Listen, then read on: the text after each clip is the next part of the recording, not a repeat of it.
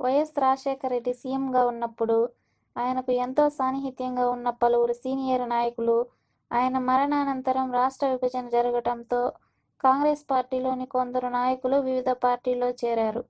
అందులో గుంటూరుకు చెందిన సీనియర్ నేత, కాపు వర్గానికి చెందిన కన్నా లక్ష్మీనారాయణ ఒకరు. ఈయనకు ప్రజల్లో మంచి పేరు ఉన్నా రాష్ట్ర విభజన పుణ్యమాని కాంగ్రెస్ పార్టీ శాపం తప్పలేదు. అందుకని ఈయన బీజేపీలో చేరారు. కాంగ్రెస్ నాయకుడిగా పేరు పొందిన కన్నాకు బీజేపీలో ఏమాత్రం ఫిట్ కాలేకపోతున్నారు. మోదీ కారణంగా ఏపీలో తెలుగుదేశం కంటే బీజేపీ చెలరేగిపోతుందని అనుకున్న కన్నాకు ఎదురు దెబ్బ తగిలింది. బీజేపీలో ఉంటే ఎప్పటికీ ఎదగలేమనే నిర్ణయానికి కన్నా వచ్చినట్లు తెలుస్తుంది. ఇప్పుడు కన్నా యువనేత వైఎస్ జగన్ పార్టీలో చేరేందుకు మొగ్గు చూపుతున్నట్లు తెలుస్తుంది.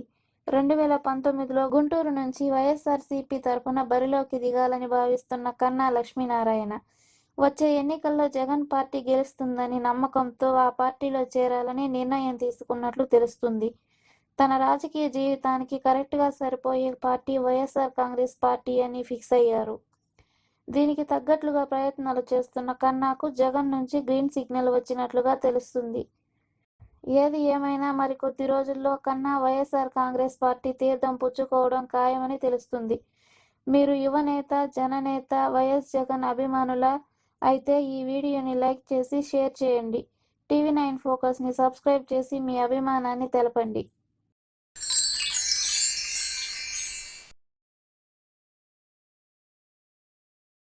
మరిన్ని ఇంట్రెస్టింగ్ అప్డేట్స్ కోసం టీవీ9 ఫోకస్ని సబ్స్క్రైబ్ చేయండి.